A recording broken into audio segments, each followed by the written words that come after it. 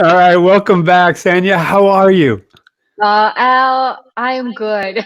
Yeah, How are you? I'm doing all right. Now you're joining us from Buenos Aires, Argentina, yeah?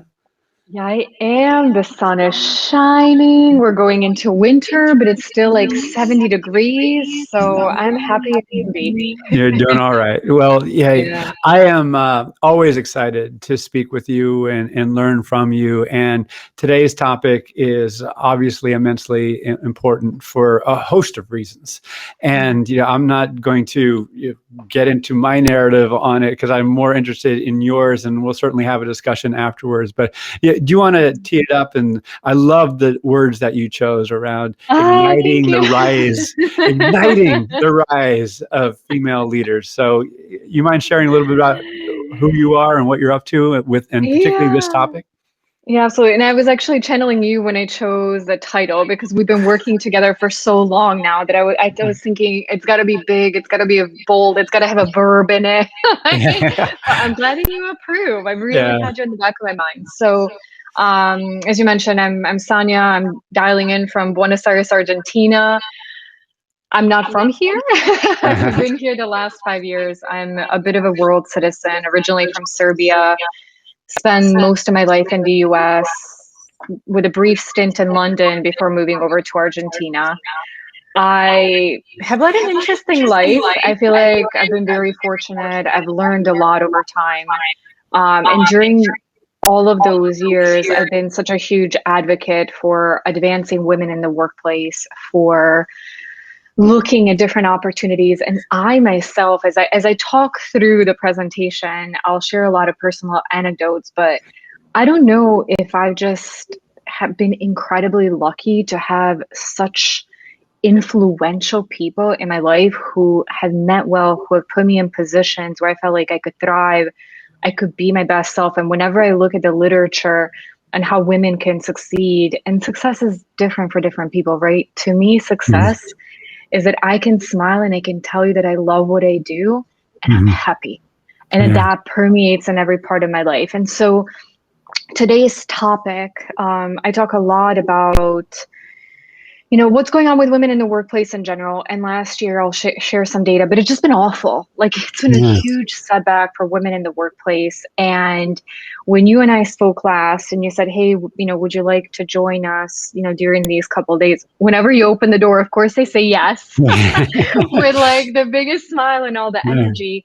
But I just thought, what can we do today, and what can we do differently to really propel women, to mhm, really use this as a defining moment that we can look back and say, wow, this is a mhm, time that it was pivotal.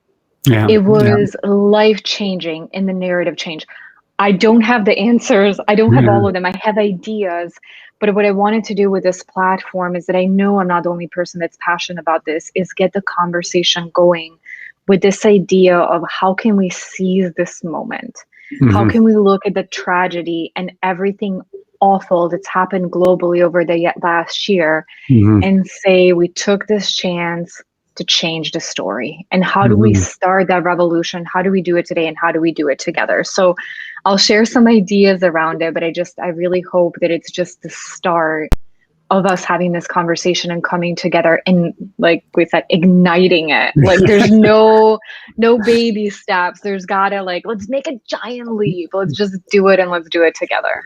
Well, I love your bold position. I couldn't agree more. It's needed, it's essential, and I know you're going to share some reasons as to why it is. So I'm going to get out of your way and let you do your thing, and we'll come back and talk about it. Sound good?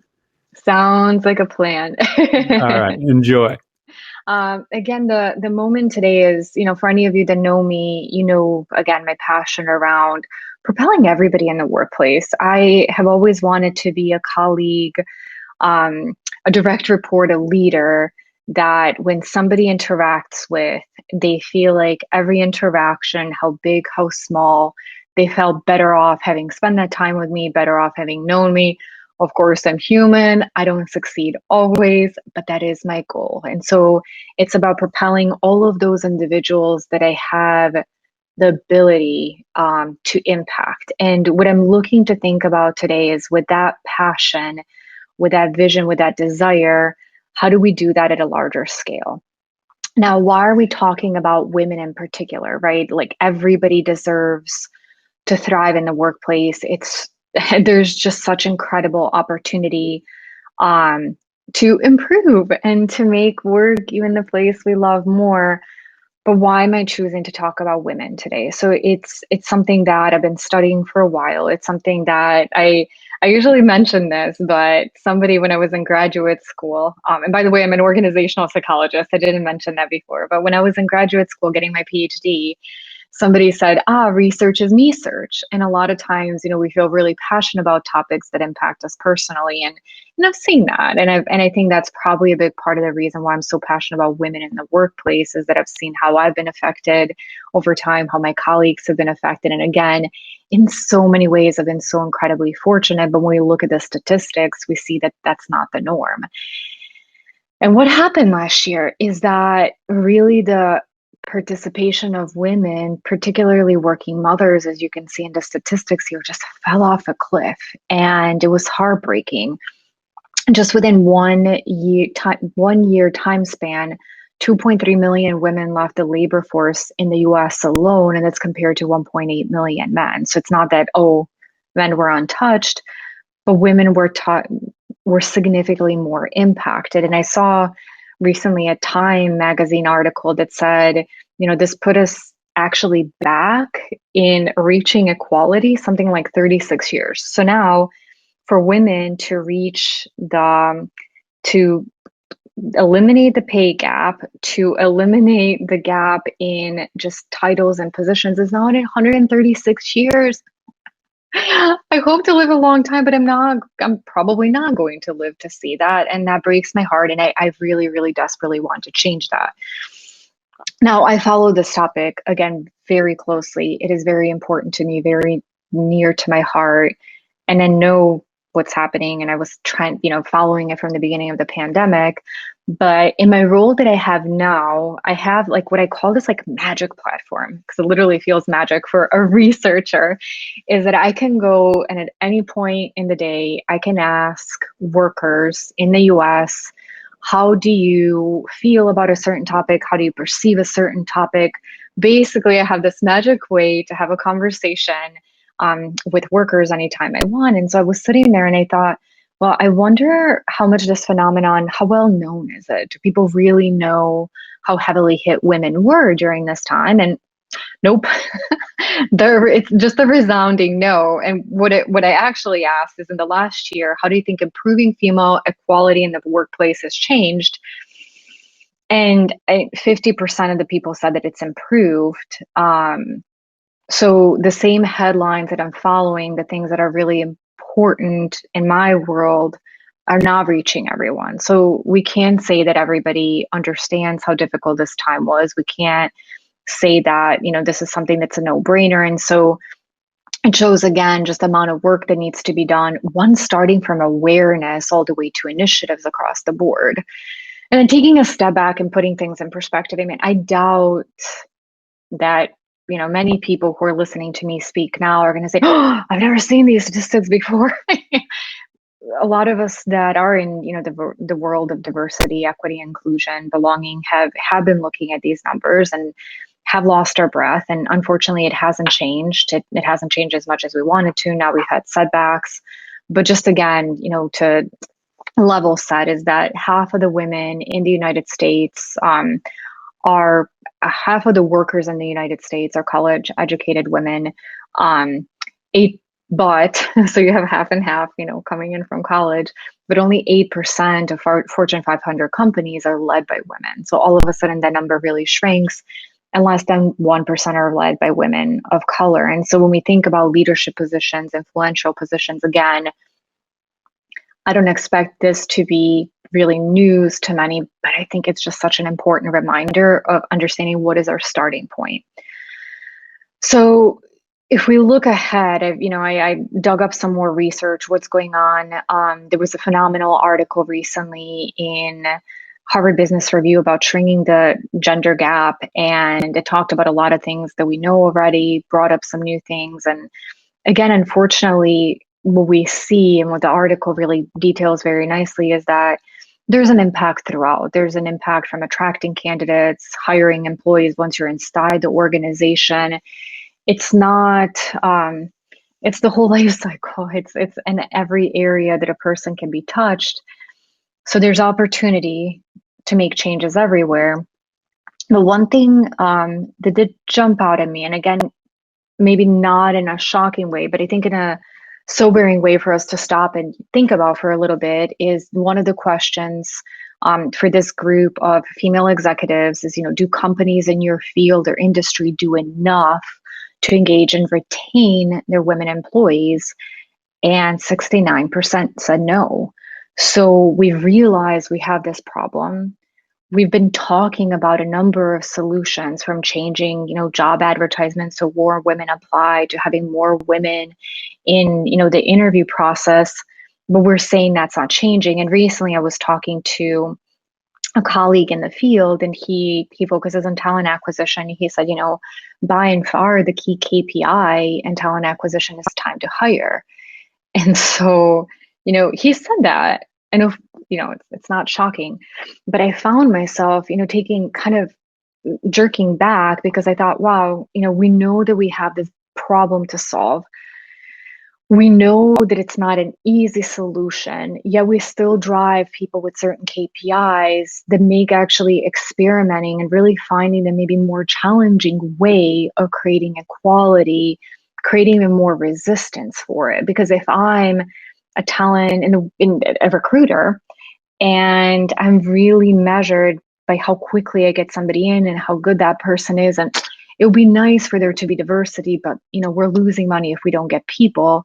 This huge problem that we have is not going to go away. And so it's sometimes it's a death by a million paper cuts. Is that, maybe we'll cut corners here a little bit, cut corners there, and then all of a sudden the problem doesn't go away. So this, the idea that these women were saying, no, I don't think enough's being done, really did stop me in my tracks. And then there was another study done by Mercer, and this is, 1,000 companies, 54 countries, a pretty robust study, is that 81% of the survey respondents said that it was important to have a plan to advance gender equality. I don't know what the 20% is. Maybe it's the companies that haven't figured it out, I hope.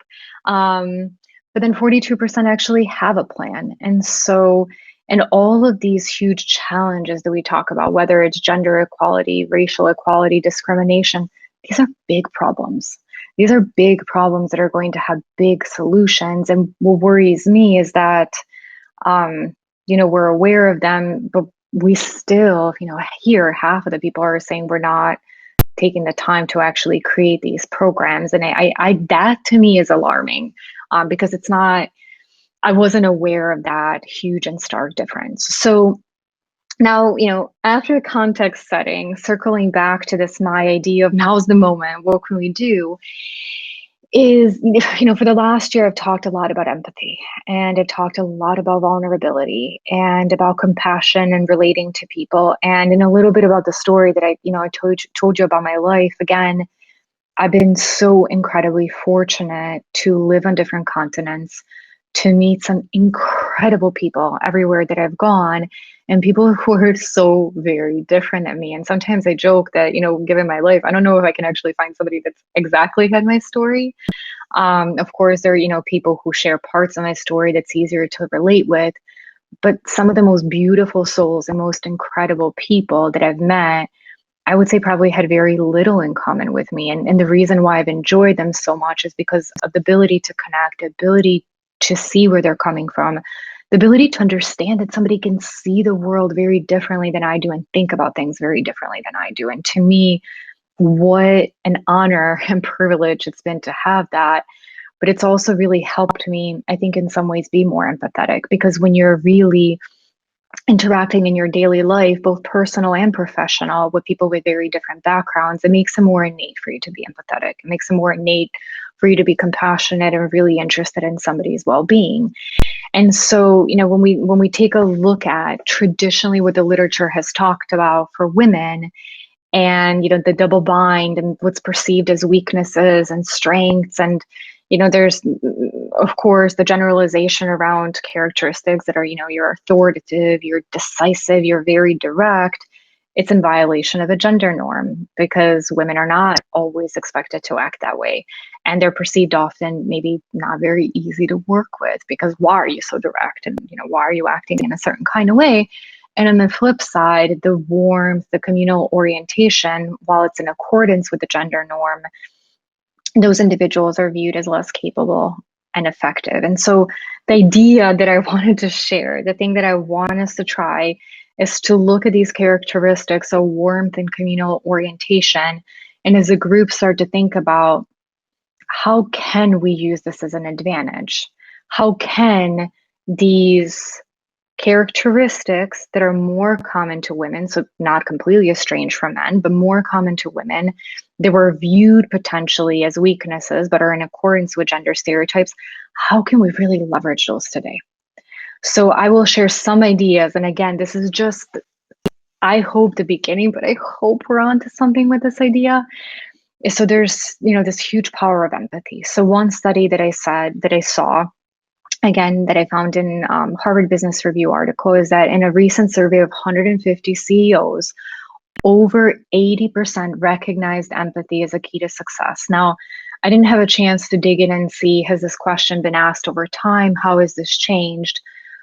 But I think based on my experience and working with organizations over the last year, definitely the need for empathy has just really bubbled up as one of the key needs.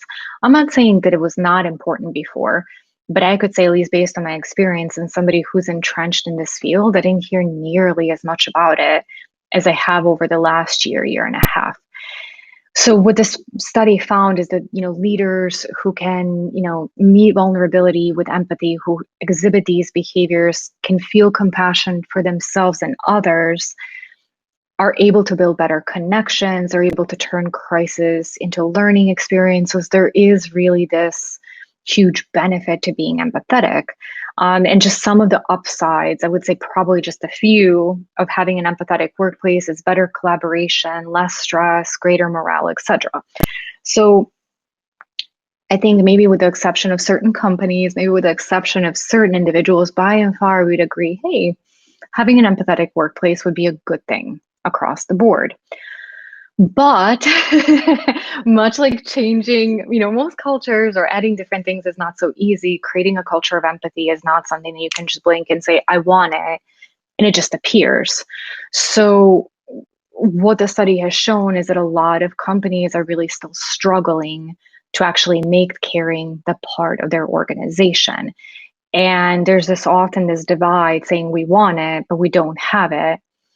And what happens is that, this is like probably something we've known forever, but the best way to change behavior, the best way to change an organization is to act in accordance of a certain way. And so if you're saying, we want an empathetic organization, but you don't have leaders who are acting with empathy, there's going to be a challenge. You need people that are actually going to exhibit that in their interactions, in who they are as a person. And only then can you change those organizational norms, or can you change the culture. So empathy is important. Empathy is not easy to instill in the workplace. It's really possible when people exhibit more empathy. So where do women come in? Now, I want to be clear that I'm not saying that only women can be empathetic. Absolutely not. Men can absolutely be empathetic as well. However, true to my research self, I did look for some studies to say, well, are women more empathetic? Is this an angle that maybe we can use today to really propel women into leadership? And these are just a couple of, studies that I found that said, based on neurological responses, based on actual experiments and studying women's brain, that women generally do respond to situations with more empathy.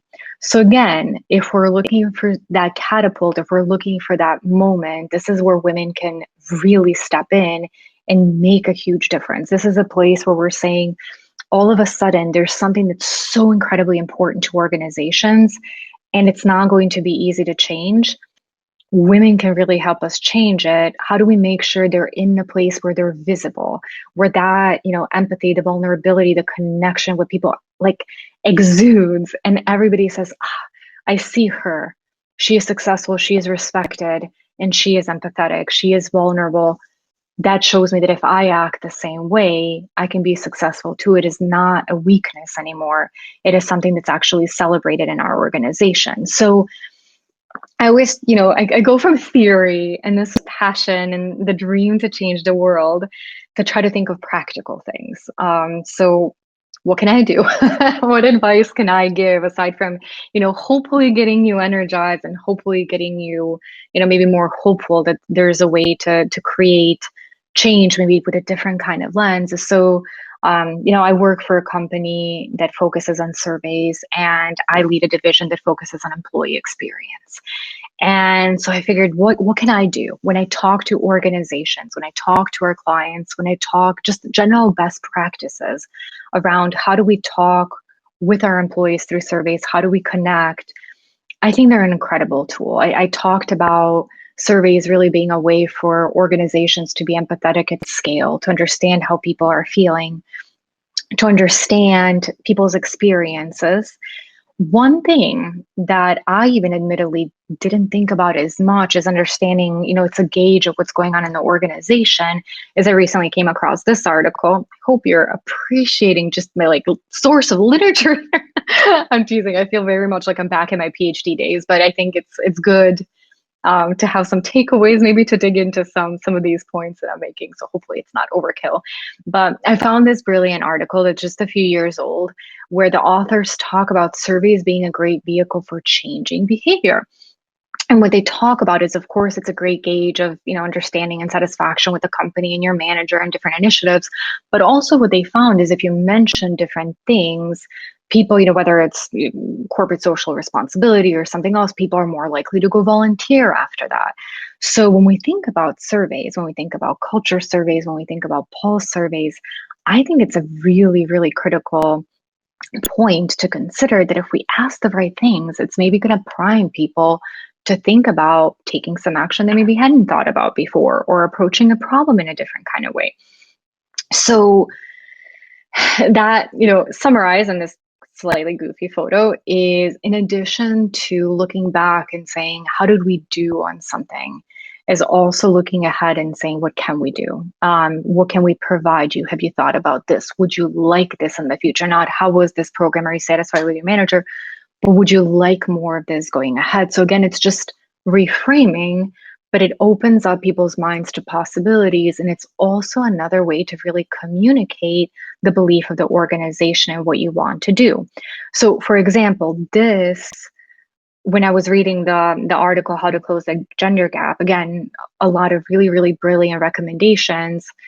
But this one really jumped out at me. And Mary Delaney, if you're ever hearing me here, huge shout out to you. So Mary was my first leader at Career Builder. Incredible woman. And she was tough, but she was caring, and she taught me more than I could have ever imagined in my life, but especially at that age, and especially as, a young PhD candidate entering the workforce, trying to figure out the world. And she would, I think on, I don't know, maybe day 3, and I was in my mid-20s, she grabbed me, she took me to a meeting with the CEO, all the client meetings she brought me to. I mean, she made me visible. She made me feel good about my work. She brought me into high-level meetings, into high-stake meetings. And I was so grateful for it. But it actually, when I read this, I realized, wow, I think this was a huge pivotal moment in my career, because I was just starting out and it had such a big impact. And so again, this is just one example. And for the sake of time, I won't walk us through all of them, but just to give you an idea of how I'm thinking about using something like this in a survey. So how do we reframe? Again, it's not about not asking what happened in the past, but it's also about asking, how satisfied are you with things, but then what would you like more of? So one example is, do you feel like you have someone who served as a mentor or coach to you in the organization, whether it's a formalized relationship or not? So there was another person actually at Career Builder. His name is Abdel Tefridge. And he was everybody's biggest champion. I mean, that guy, it didn't matter if he just met you, if you were on the dev team, if you were on his team, he was the biggest champion of people. And he had the best relationship with the CEO, and he would grab everybody, bring them in the meeting. And so we would have sometimes these, developers starting out in their career, and they're like, wait, you're taking me to a meeting with the CEO? What are you doing? But the way that it would ignite their passion, the way that it would change their outlook was really significant. And he was a peer to a lot of these individuals, a colleague, maybe somebody in a leadership position, but by no traditional hierarchy, in their group. And he was just such a phenomenal champion. So asking these kinds of questions to see, do those people exist in our organization? How do we love them up and give them attention and really give them credit for what we're doing or what they're doing is important. But then also looking ahead, so to asking, questions like, would you like to have a mentor or a coach inside the organization? And again, it doesn't have to be a formal relationship, but somebody that guides you. Would you like to have an opportunity to be included in more assignments that are high visibility and to more high-level meetings? When you ask questions like this, you can also, combine it with any of your performance management data and really understand who are your high performers and really have the ambition to grow. It also starts the conversation for somebody to say, well, I didn't know, maybe I had a permission to ask. I didn't know that I could raise my hand, but if I'm being asked if I'm interested, that's cool that that's a part of our culture. I didn't realize that. So asking people and opening this kind of conversation can be really, really incredibly powerful, not only to get the data to know what to do, but actually to give people this passion, the drive to want to do more themselves. So can't say enough about, structuring questions this way, thinking about it, getting people to think about the organization differently, what else they can do themselves even that they hadn't done in the past. And this is the last slide that I have. And another incredible privilege that I had when I was an undergrad is I worked with a woman named Laura Roberts, and she was my advisor, and I was working in one of the research labs. And she was just phenomenal visionary. And she wrote this article. It's about 15 years old now, but it's still, I talked to one of my best friends who's a professor at Purdue just yesterday, and she said, we use this article all the time. And what it is reminding us of the concept to play up to our strengths. We're all human. It is, if not completely impossible, certainly nearly impossible for a single person to be good at everything. It's just really hard. It's not, and I don't know, I would argue that it's something that we shouldn't even strive for, because for us, in some ways, if we have some shortcomings or some things that are, opportunities to improve, that closing that gap will take so much time and energy that could be much better spent using something or leveraging something that we're really good at. So the quote from their article is that managers who build up their strengths can reach the highest potential. Circling back again to women and really embracing this communal attitude, really embracing that now as we're thinking about how do we reimagine the future of work? How do we encourage people to bring their whole selves to work? What are some of those characteristics from women that we really can leverage to make that happen at a completely different scale than we ever, thought imaginable? And I laughed at the baseball. So luckily I lived in the US some years, so I get baseball analogies. And, it says, she said, why should a natural third baseman labor to develop his skills as right fielder? Totally guessing it's completely different skills. Baseball analogies usually work pretty well, but it is just one example. If you're really, really good at something, do an amazing job there. And in a place like baseball, it's celebrated. And that's your role, and you're doing amazing there. And we don't expect you to do these million other things. And so now, again, this idea of looking at ourselves, the best version of ourselves, I would say for women that embrace, embody empathy, embody this communal mindset, I think we have a tremendous opportunity inside organizations to really create a space for them, unlike we ever had before. And I think today is the moment, because again, the world is changing. People are starting to go back to work. We're saying, we don't want to go back to the way things were. We want to change things for the better. And I do really, with my entire heart, believe that women can play a really significant role in that. So I'm very bad at, putting visuals together. So forgive my time, look and feel, but this is what I hope for. This is what I strive for, is that we can make these kinds of headlines. Today, it tears my heart every time, I see the first female recession. I talk about it because it's important for people to know that that happened. But what I want to do is put all of my energy into creating this.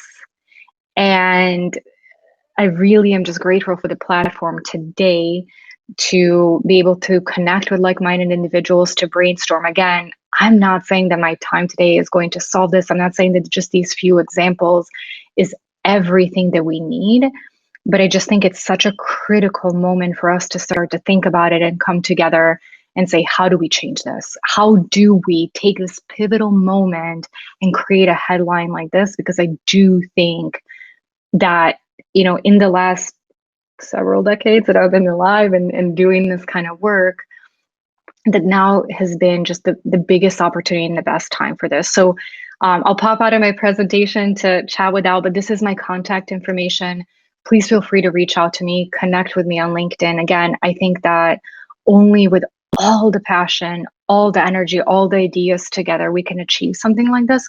But I do believe that we can. Hey, thank you so much for being who you are and sharing those insights, as well as some of your ideas on how to move forward. And I cannot celebrate them enough. And as you were talking, I reached behind me and I pulled up this book, which you no doubt know about. And so I had the good fortune of interviewing Thomas on a couple of occasions, and there's certainly alignment between what he is advocating and learned and what you just shared. I'm going to highlight one specific notion, is that if we in organizations get better at identifying what a great leader looks like, in so doing, women will naturally assume those leadership roles. We just have not defined what it is to be a great leader, because to your point, and that you highlighted, empathy is a critical element.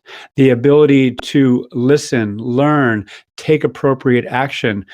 And on the other side, as a man and as a man, there are egotistical, oftentimes perceptions that are put on us and other men where it's a lot about positioning.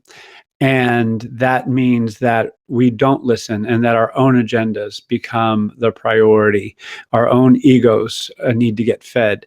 And there is a host of research that shows that women are, in general, and again, there are exceptions all over, so I want to be very careful, with my language here. However, there is a higher predisposition supported by data that the level of empathy, the ability to listen, to adopt that growth mindset, and in turn take appropriate action as opposed to what external bodies might want certain action to take. I just would love for organizations to get better at defining what great leadership is so women can elevate into those roles. So what are your comments there? No, I mean, I completely agree. And that's why I was hoping that this moment we can change that conversation, because to your point, I'm not sure how old that book is, but we've known that there is a need to change. We even have a list of recommendations, and we just saw statistics that said, even though like 81% of organizations know they need to be doing something, only 42% are. And even for those, I wonder how much it is. I hope it's a lot, but I'm not sure.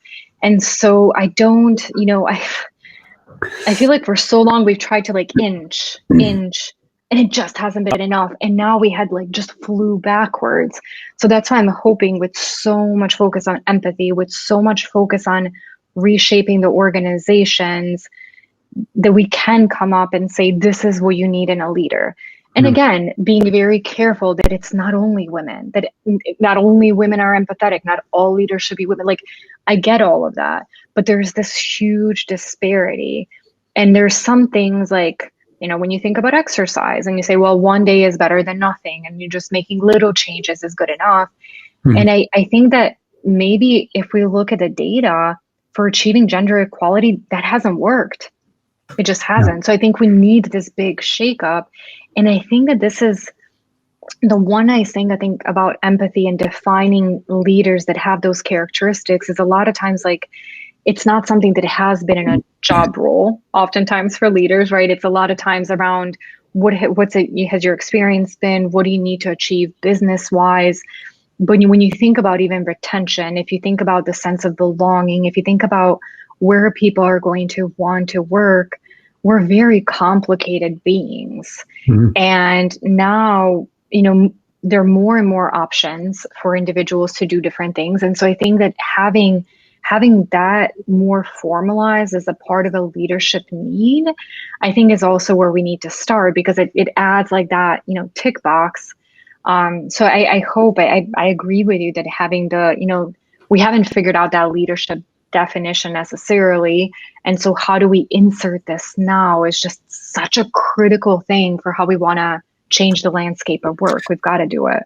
So, as you're sharing this, it's dawning on me this reality is that women have exited the workforce over the course of the pandemic in large part for childcare, for elder care, and things that are part of life. And these things have been, from one perspective, disruptors to getting work Yeah. done. And so my question is going to be around capacity and honoring individual capacity. And you and I have talked a lot about this over the past few years. And the idea that a leader is going to work 24/7 and be just this all in on the work and sacrifice personal and family relationships. We have to reframe the expectations around leadership, do we not? I mean, what are your thoughts there? And do you know any women leaders with young kids who are struggling with, who are dealing with this right now? Yeah, well, and that's, God, so many good questions. And that's a big part of the reason why I'm always grateful to you when you give me this platform, because I'm very sincere about my position. As you know, you've seen him, you met Mateo virtually. I am a mom of a spunky, almost 3-year-old that's Yeah. just the light of my life, but requires love and care, and as any tiny human should. I work remotely. I work out of Buenos Aires, Argentina. I feel like in some ways I'm a good example of, don't let me fool you, I haven't figured it all out, but I've made certain things work. Like I've made my life, the reason why I'm in Argentina is personal reasons. Mm-hmm. I found an employer in QuestionPro who I love, who empowers me, who is allowing me to stay here and run a completely global team of people who are barely anyone's in the same country or city. Like nobody's in the same city, I don't think. Continents, a few. And I don't have a huge team. And it works. And this company gave me the platform where I could do that and still love my child and not always have the guilt. Of course, every once in a while, did he eat healthy enough? Did we read enough books? Everybody does that. Um, but I think I'm living that example of some things that are possible when you find yourself in the right situation, when you find yourself with a supportive employer. And so I don't, one of my first leaders also said something to me, because when I was younger, I worked hard. And I think I'm not a stupid person, but I'm not the smartest person I've ever met, like far from it. Most of the things that I've accomplished in my life was through really, really hard work. But what she told me, Mary, again, is, it's important for you to work smart, not necessarily always hard. And so it's Mm-hmm. about choosing what to focus on. And that, to your point, is capacity and going back to the things that we're really good at. I do not wish for anyone to work 24 hours a day. Some people want to. Some people love their job so much that that's what they want to dedicate their lives to. And if they choose that, I'm okay with it. I will support it. I never wanted to feel like a necessity. To me, life is beautiful. Mm-hmm. There's so many things. There's so many incredible people to meet. There's so many incredible things to do. There's so many incredible relationships to form, whether it's significant other or family or friends. Like, it is so enriching, it is so enlightening that I don't like that idea of working from the moment that you wake up to the moment you go to sleep, because you feel it's an expectation. You feel like there's no other way to do it. There is another way to do it. Mm-hmm. And that's something that I'm always very clear with my team about. And I will unplug. And if something's urgent, everyone has my contact information. But I have people in my life that I love, and I chose to make a human, and they Mm-hmm. deserve my attention. And not only do they deserve it, I want to give it to them. Yeah. And I'm a better person for it. I'm a better person. I show up to work better. And I think, it's interesting because I feel like there's so much data / conventional wisdom to support it, but we're still far away from maybe that being as normal as we'd want it to. But I feel like we just need to keep talking about it. And I think for the people like me that are so happy with what they do and feel so grateful, but it's not because I'm on 24/7, and it's not because I'm terrified that, my boss is going to call me at any time and am I going to be around? No, that relationship's different. Mm-hmm. I think we need to keep saying it. I think the more we say, the more we're going to normalize it, and the more like the life that each person wants is going to feel approachable to them. The fewer trade-offs we're going to have to make, because we're going to have the flexibility to make things more fitting, so that way we can live the life that we want. Yeah, as you're sharing that again, I am conscious of the fact that there's an organizational perspective and an individual perspective. So, number one, an organization has to be aware of not only how they define leaders, but the capacity challenges of leadership roles.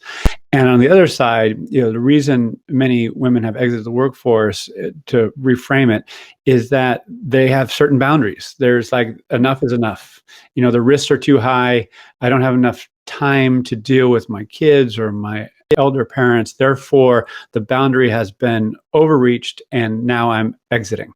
And millions upon millions of women have made that decision. So kudos to them for having the boundaries. But an ideal future state is that organizations understand these constraints and accommodate those constraints.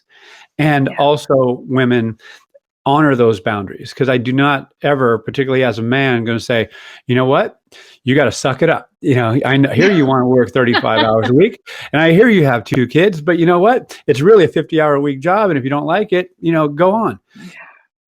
As absurd as that narrative is, that is the predominant narrative. Right. And it's going to take a courageous leader, whether it be hiring manager or organizational leader, to put in boundaries, to say, this is going to be our policy. And there's a host of organizations that have done that, Patagonia being an extreme example. Even Microsoft, Dawn Klinghoffer was on, and she shared some insights through their analyses that, hey, we're going to stop sending emails on Friday afternoon, because that is creating this whole wake of people working Friday evening and over, the weekend, and that's disrupting family time. So, there are things that can be done, because this is not an esoteric topic. This is not a topic that is, kind of flighty. It is a fundamental topic that informs workforce planning, it informs recruiting, it informs diversity, equity, and inclusion, and pay equity for gender pay equity. So I really would like to see this take hold to a greater extent. I'm going to land with this question. Knowing what we know, and you just alluded to it, why is this not being adopted more? This realization that we all know intuitively or reading these articles. What are the barriers? Why aren't organizations being more deliberate in crafting experiences that accommodate women leaders?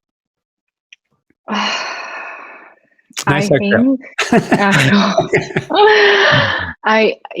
I believe it's because the benefits, the perceived business benefits, don't outweigh the risks. That is the only explanation I could think of.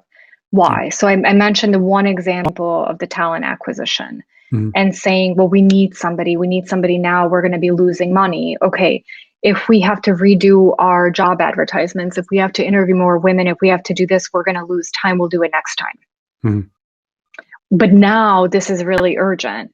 Okay, well, this person, we're doing promotions and we're going to do this much. And I read recently, or though it was a podcast, and I think it was Adam Grant that talked about studies or example of a company where somebody was asking for a specific raise, or a woman came in, she asked for a certain amount of money, and they're like, you're way below, what this job pays. And they paid her 25% more than what she asked for. Yes, good. That's how much that role makes. Wow. Like, just fix it. Where I think for most organizations, they'll be like, okay, well, this person asked for this much. Okay, cool. Like, this is our band. That's a little bit below the band, or it's a little bit, and it's cool. It fits. It's just that it's not, the changes that need to be made are not always comfortable.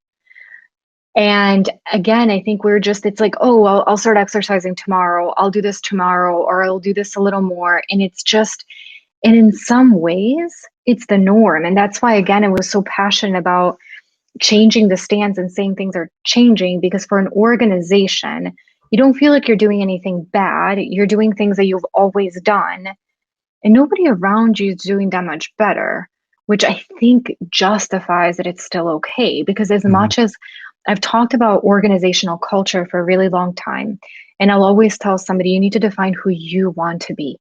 Your culture is unique to you. Who do you want to be? And like 99% of the time, it's like, but who's everybody else? How did everybody else go? Yeah. It doesn't matter. Don't worry about it. It's you. And so we as humans have this innate desire to measure ourselves compared to everybody else. And I think the sad truth is that we just haven't moved. Like, this is like a barometer that hasn't moved. And I think there's some complacency in that. It's like that we're trying, well, we have other priorities. So as soon as we're done with those, we'll try more. Right. So that's, I hate to give that answer, because I'm like optimistic and rainbows and unicorns all the time, and it doesn't feel characteristic to me. But it's really just the one thing that I can think of, is that it hasn't been based on the traditional KPIs, based on the traditional ways we think about the success of business. There hasn't been this burning urgency to make a change, because our business is doing okay. Nobody else is doing that much about it either. So we'll just keep, plugging along. Well, I know we're coming up on time, and, it's been not only a fascinating discussion, it's been inspiring, not only emotionally, but certain ideas are emerging for me, and I want to make sure those get highlighted in the wake of this. There's legislation, as you know, there's laws in place in California and Massachusetts in particular that prevent employers from asking a candidate's previous salary. And the reason for that, as you likely know, is that your initial pay is a predeterminant of longer term pay. It's more than any other factor, more than raises, promotions, anything like that. So thus asking that, whether it be a woman or a person of color, it's detrimental. It's a basis for bias, if not outright prejudice. So with that in mind, it might be the case, correct me if I'm wrong, that legislation has to be passed to urge leaders to, not urge them, to require organizations to have better experiences. And again, in the United States, that's not going to happen anytime soon. I hope it does. I'm working towards that. And in Europe, obviously, as you well know, there are laws in place that help facilitate that. But ultimately, leadership has to have not only a moral position, but a business reason for making this change. And what drives me bonkers is that there are business reasons as to why to do this. Because to your point, more focused, more engaged, more rested, more innovative, all these wonderful things, yet we're stuck in this mindset that we just have to get 60, 70 hours of each individual and not accommodate, their reality. So, any comments based on what I just shared as we start to wrap? Yeah, no, I mean, it's the same. Like, I'm always try to, like, look for analogies around what's going on in the workplace. And it's the same as like, I mean, healthy eating, exercise, sleeping well. We all know we should be drinking about a bunch of water every day. Most people don't. We all know we should be getting some exercise. Most people, we all know we should be sleeping on. And so it is incredible, to your point. The benefits are there, like the benefits of having, multiracial board, having women in leadership positions. It's all there. It's just that the status quo hasn't been shaken up enough to actually make that significant change. And it's the same for humans. Like all of a sudden, if you go and you find out you have a medical condition and you need to exercise, I bet you're significantly more likely to exercise. I bet you're significantly, but it takes that. And so that's the thing is, for most organizations, it is a shame for it to take that, because you know what? If your organization is to the point that you're falling apart, you're going to lose all your best people anyways. Like if you're seeing you're underperforming and something has to so tragically happen for you to change your mind, it's probably too late. You've probably lost so many people. You've ruined your reputation, because now everything's public. No matter what happens inside the organization, like social media, I mean, forget it, like things don't stay behind closed doors. And I agree with you that in many ways, like having legislations, having rules is critical.